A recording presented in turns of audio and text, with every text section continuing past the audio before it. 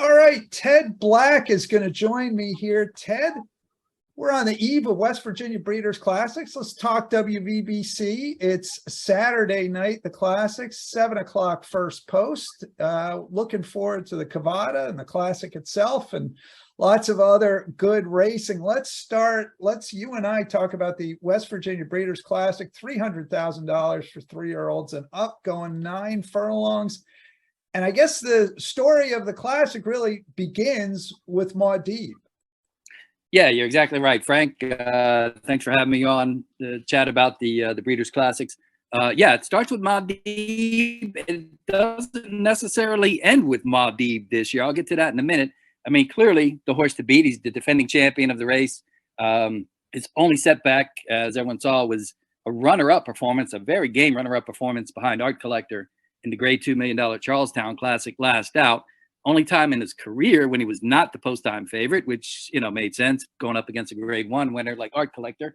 And, so back in this weekend, certainly from talking to Jeff and talking to Boca, that race didn't really take much out of him. So they expect him to fire a big race. Certainly imagine he'll be odds on again. He's been odds on 9 of his previous 11 starts over the track, obviously with the one exception being the Charlestown Classic.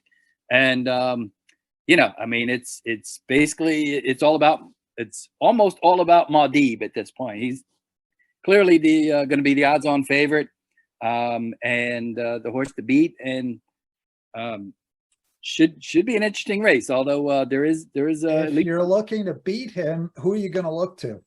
Well, I tell you, usually in the past, Frank, you were trying to find 10, 12, 15 to 1 shot that could maybe, hopefully, come close to him. But this year, Candy Invasion is just coming into it dead perfect for owner-trainer John Casey.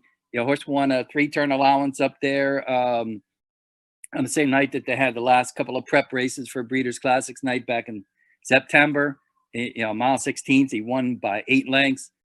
His only previous 3-turn event up at Charlestown earlier this year, he won by 9 lengths, going a mile and 1/8.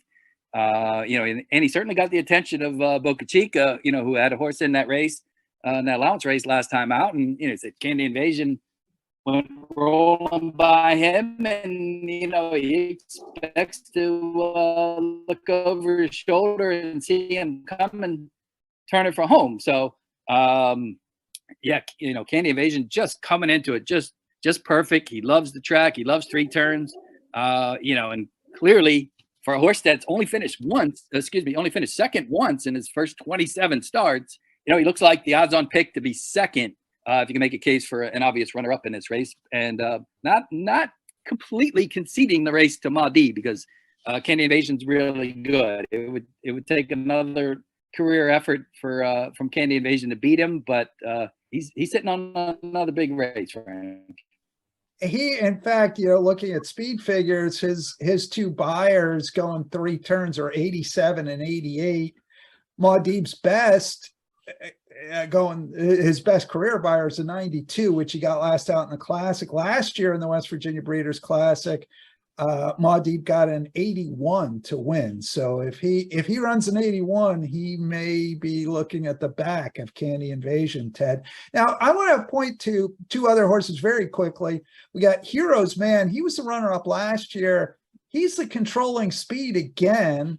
And then we got Buff's Eye View, who was the runner-up 2 years ago, who just came out of a break to run a really good race back with trainer David Walters. Can we expect anything out of either of these horses, Ted?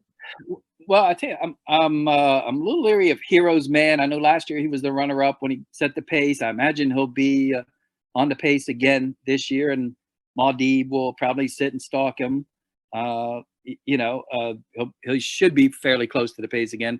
I don't get the impression from watching his races this year that he's in as good a form as he was last year, but he'll be the controlling speed, as you mentioned. So at some point, Muad'dib's going to have to go get him, and Candy Invasion's going to have to go get both of them. And then, as you mentioned, Buff's Eye View, runner up in the Classic 2 years ago when it was a pair of genuine long shots, run 1-2, Awesome Faith win it for Scotty Allen. And like you mentioned, last time out for David Walters was really good. He's coming into it off his best performance of the year, and we've seen what he can do in the Classic. So he'll be an obvious 15, 18, 20 to 1 probably, but maybe worth a play underneath because he's got proven success in this race and at the distance. So like you mentioned, really good race last time out from Buff's eye view.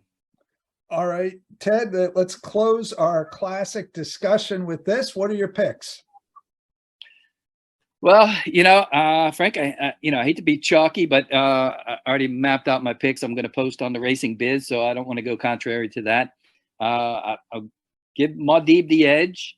I got Candy Invasion second. Buff's Eye View, I am going to put him third, and then Hero's Man, I think will.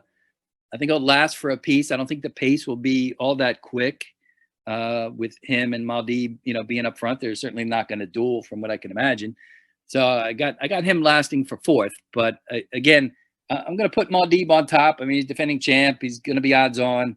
Certainly the horse to beat coming off the Charlestown Classic like he did. But, with a disclaimer that, Candy Invasion is not just running for second in this spot. All right, that's going to do it. West Virginia Breeders' Classic. That is this year named for Sam Huff. That is going to be race 8 Saturday night from Charlestown Races, the $300,000 West Virginia Breeders' Classic.